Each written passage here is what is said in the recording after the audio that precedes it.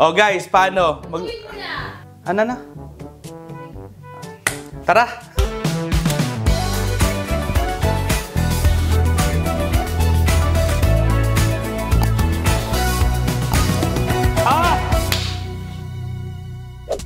Guys, eto, nagmamadali na yung asawa ko, gutom na kaya mabilisan lang to ha. Ang lulutuin ko nga pala ngayon, beef shawarma rice. Eto lang yung mga ingredients na kailangan nyo guys ha. Basahin nyo na lang, eto yung eksaktong sukat. Matagal ko nang chinambahan to, kaya nakuha ko na yung tamang sukat ng ingredients na to. Pwede kayong gumamit dito ng regular ground beef or lean ground beef. Ako ang ginamit ko dito, yung Wagyu ground beef. Siyempre, nabigyan ako ng asawa ko ng pera, kaysa ipambabae ko, dito ko na lang ginastos.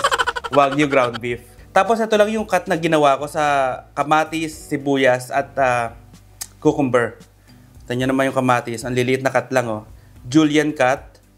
Maninipis lang tsaka maliliit. Lalagyan ko lang to ng avocado oil. Konti lang. And then that's it. Ano pa? Simulan na natin to. Yung asawa ko gutom na eh. Guys, bago ako magsimula magluto, gagawin muna natin yung sauce. 1/4 cup ng QP mayo. Regular mayo, pwede din. Kung gaano kadami yung mayo, ganun din kadami yung Greek yogurt. Yan. Asin.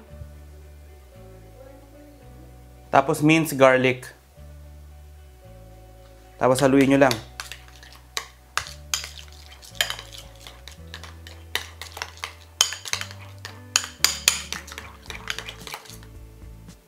Tikman nyo kung okay na sa inyo yung lasa.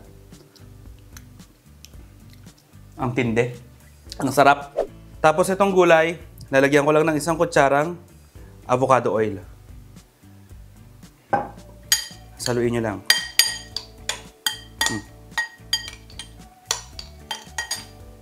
Asin at paminta.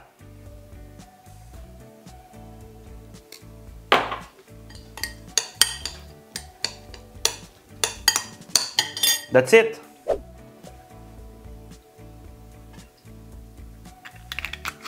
Ano tawag dito sa Tagalog?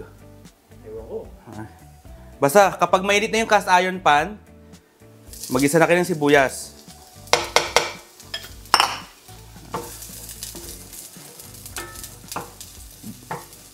Gisahin nyo lang maigi. Minced garlic.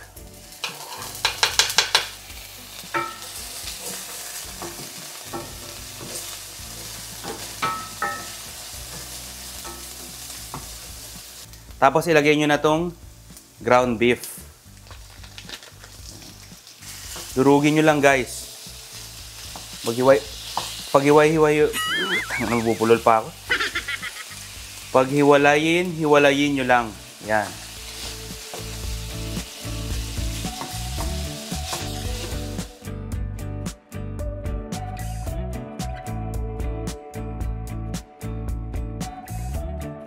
Tapos guys, ilagay nyo na tong soy sauce.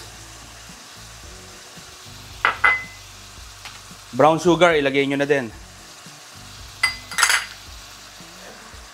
Haluin nyo lang.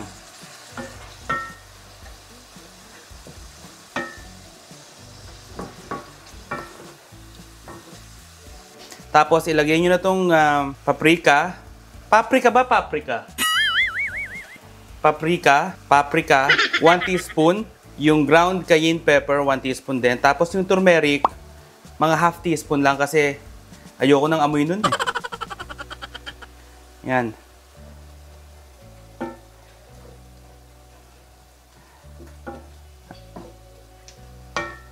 Lutuin nyo lang maigi. Haluin nyo lang guys. Okay, mga 10 to 15 minutes, tapos medium heat lang. Yung medium heat, yun yung nasa gitna ng high tsaka low ha. Medium. After mga 10 minutes guys, budburan nyo lang ng paminta. Lagyan nyo ng asin kung nakukulangan kayo sa alat. Ako kasi okay na ako doon sa nilagay kong soy sauce. Kaya paminta na lang ang ilalagay ko. Okay? Patayin nyo na yung kalan. Tapos, hanguin nyo na.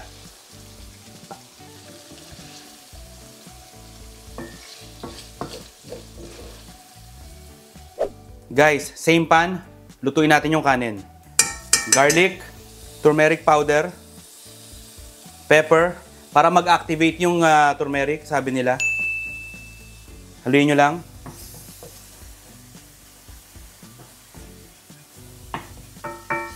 Tapos ilagay nyo na yung kanin.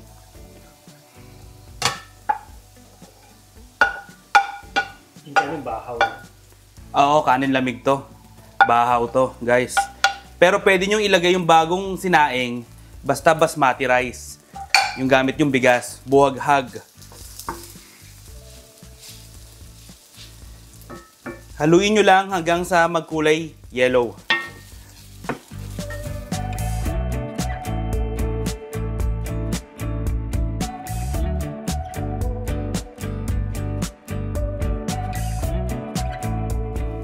Guys, ito optional lang to ha. Kung gusto nyo mas sumarap pa yung kanin, maglagay kayo ng salted butter. Konti lang yan, ganyan lang kadami oh.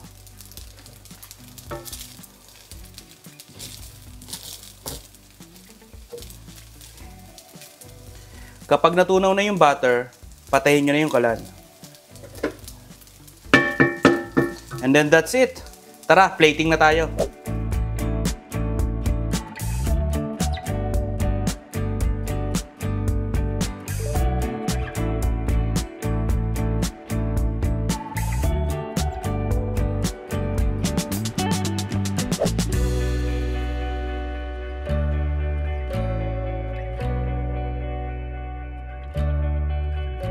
O di ba? Napakabilis lang gawin nito, guys. 20 minutes lang. Kung nagmamadali kayo, pwedeng-pwede to basta kompleto yung gamit nyo.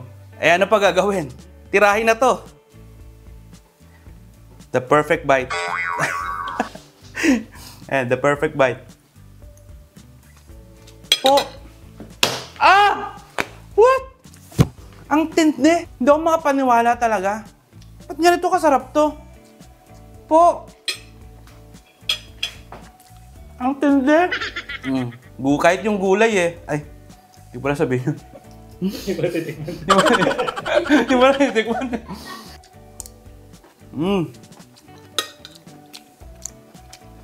Napakatindi, guys. Ang hirap tigilan. Ang tindi nito. Mas authentic pa to sa authentic. Wala akong masabi. Ang sarap. Grabe.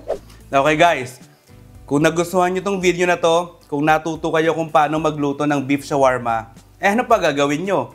Mag-subscribe na kayo, i-like nyo tong video, at mag-comment kayo ng mga pagkain na gusto nyong tsambahan natin. Basta tandaan nyo, ang luto mas masarap yan kapag pachamba-chamba lang. O paano? Baka mamatay na sa gutom yung asawa ko eh. Next week ulit.